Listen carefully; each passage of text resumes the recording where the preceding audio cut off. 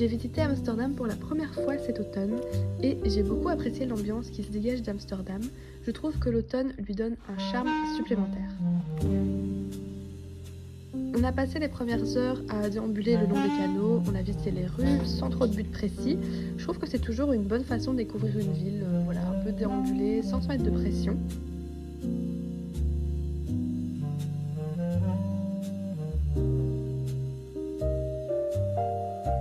On est passé par le musée Lego qui était rempli de clins d'œil hollandais, notamment je pense au tableau de La fille à la perle. Je n'ai pas pu m'empêcher évidemment d'aller à Waterstone. J'ai pas beaucoup filmé, mais le magasin est très beau et assez grand. Évidemment, je suis repartie avec un livre et un tote bag. On a visité le musée de la torture. Honnêtement, il est petit et je trouve qu'il manque pas mal d'explications.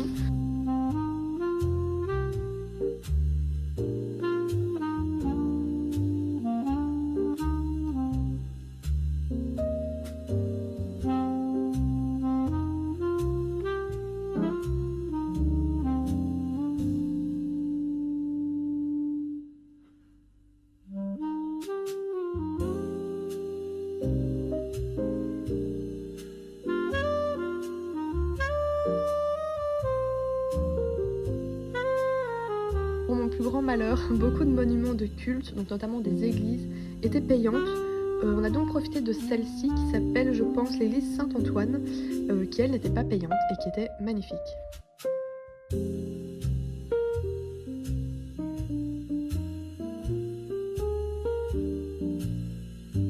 Enfin est venu le temps d'un musée que j'avais hâte de visiter, c'est le musée du chat.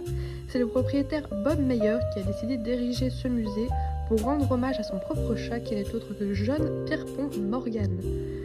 Alors le musée est petit certes, mais il est très complet et il y a même de vrais chats qui occupent les lieux, donc c'était un plaisir.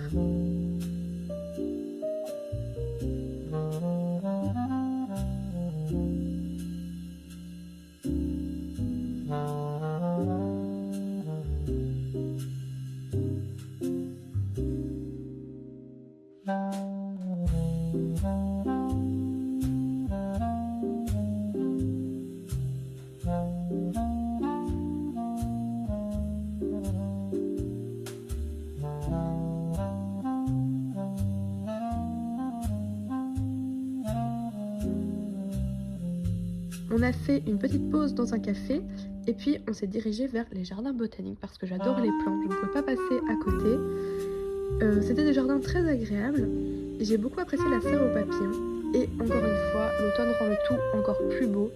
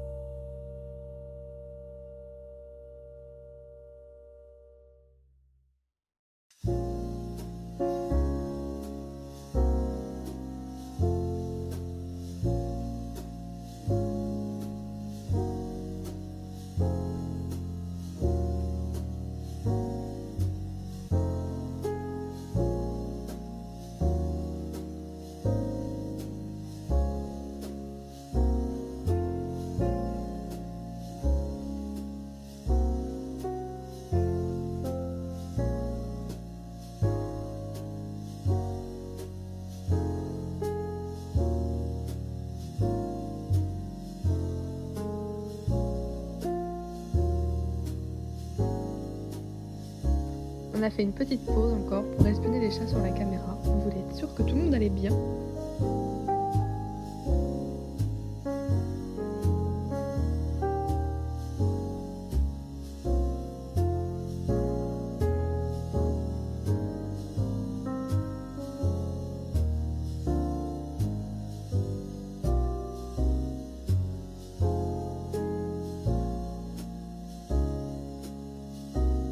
On a fait une balade sur les canaux et c'était magnifique. La ville est super bien éclairée la nuit et grâce au capitaine, on a appris plein d'anecdotes sur la ville, donc je pense que c'est une des activités que j'ai préférées du voyage.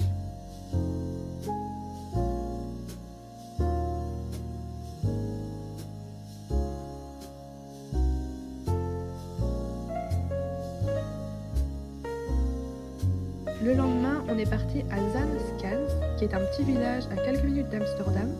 Il est notamment connu pour ses moulins et ses maisons colorées. On a fait une balade le long de tous les moulins et c'était super beau. On a croisé plein d'oiseaux en tout genre.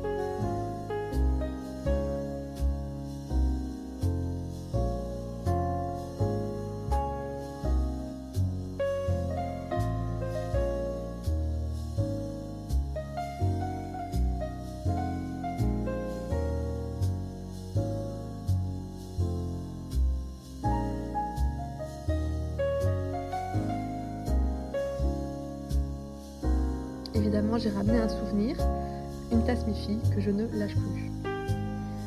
Pour finir, on a visité le château Muiderslot parce que mes 2 acolytes de voyage jouent à Modern Warfare et paraît-il, sur la carte Vondel du jeu, il y a ce château-là. Et moi, ça m'a arrangé parce que j'adore aussi visiter les châteaux.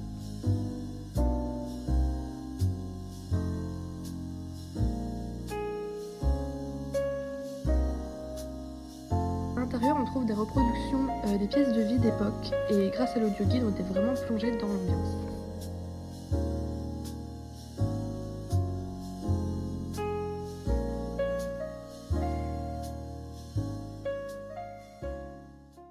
Il y a une visite dont je n'ai pas parlé, c'est la visite de la maison Anne Frank. Je n'ai pas voulu filmer parce que je trouvais ça très irrespectueux, mais c'est une visite qui m'a beaucoup touchée. J'ai toujours voulu visiter la maison Anne Frank parce que depuis que je suis petite, je m'intéresse beaucoup à ce qui s'est passé pendant la Première et la Seconde Guerre mondiale. Je trouve que c'est important de se souvenir de ce qui s'est passé pour ne pas que ça se reproduise. Et donc c'est tout naturellement que voilà, j'ai eu envie de réaliser cette visite. C'est pas une visite de plaisance, c'est un lieu qui est très émouvant, qui est vraiment chargé d'émotions. On a une partie musée et on a ensuite la visite de quelques pièces de la maison où ont vécu les 2 familles. Et j'ai trouvé ça vraiment bouleversant d'être entre ces murs et de se dire que pendant 2 ans, ces familles n'ont pas pu sortir, elles étaient condamnées à faire le moins de bruit possible et voilà, je trouvais que c'était très très fort en émotion. Donc si vous êtes de passage à Amsterdam, je vous conseille vraiment de réserver votre visite, ça vaut le détour. Je profite du coup de cette vidéo pour amener le sujet de mon carnet de voyage. Tadam! Je me suis dit que ça pourrait être sympa de vous le présenter et de faire quelques pages en vidéo parce que j'ai ramené beaucoup trop de choses à mettre dedans. Voilà du coup tout ce que j'ai ramené. Comment je fonctionne au niveau des pages, de l'assemblage. Je ramène toujours vraiment beaucoup de souvenirs. J'essaye d'en prendre à chaque visite que je fais. Quand je vais dans un café, je ramène une petite carte. Enfin voilà, ça fait beaucoup de choses. Ce qui fait que je ne peux pas me limiter à 1 ou 2 pages. Je fais en général soit 1 page par visite ou 1 page par jour de voyage. Ça dépend un peu des souvenirs que j'ai, de ce que j'ai envie de faire. Mais voilà, c'est en général ce que je fais. Il y a juste pour Cologne que j'avais pas fonctionné comme ça. J'ai juste rassemblé tous mes souvenirs voilà, sur les pages, sans vraiment de chronologie, voilà. Qu'est-ce que je ramène comme souvenir? Alors, je ramène vraiment tout ce que je peux trouver. Par exemple, ici. J'essaye toujours, quand je fais des visites, de trouver les petits fascicules liés à l'endroit. En général, il y en a tout le temps. Donc ici, c'était lié au musée de la torture. J'en ai encore d'autres, mais je ne les ai pas retrouvés. J'ai trop de bordel. Mais souvent, quand vous allez dans des églises, il y a toujours des petits fascicules. Ou, voilà. Sinon, j'aime beaucoup aussi ramener des emballages quand j'achète des souvenirs. Comme celui-ci. Celui-là qui est super beau en faïence. Enfin, effet faïence. Et je garde aussi ce sac en plastique parce que vous voyez, il y a les maisons typiques. Je me dis que ce serait super sympa. Je ramène aussi toujours, quand je visite un café ou un restaurant, les petites cartes de visite. Ça, il y en a tout le temps. Et d'ailleurs, dans ce café, j'ai pris le menu. Il était trop beau. Il est hyper illustré. Donc, je le prends. Sinon, je garde toujours les tickets de transport. Donc là, c'était, désolée, mes chats font le bordel comme à chaque fois. Donc là, c'était les tickets de train, pardon. Et je garde évidemment les tickets. Là, c'est les tickets pour l'entrée au jardin botanique. Ça, si vous aimez bien faire du journaling, je vous conseille vraiment de ne pas réserver à l'avance. Parce que sinon bah, forcément vous n'avez pas le ticket, vous avez un ticket numérique qui est pas très beau, juste avec un QR code. Donc moi j'essaye toujours de les acheter sur place parce que regardez, ils sont trop beaux. Et qu'est-ce que j'ai d'autre? Je garde aussi des trucs un peu random que je trouve jolis. Donc là notamment c'est encore dans les cafés, les restaurants. Il y avait ça en dessous de mon plat, je trouvais que c'était trop beau. J'ai ramené un petit dessous de plat du pub irlandais.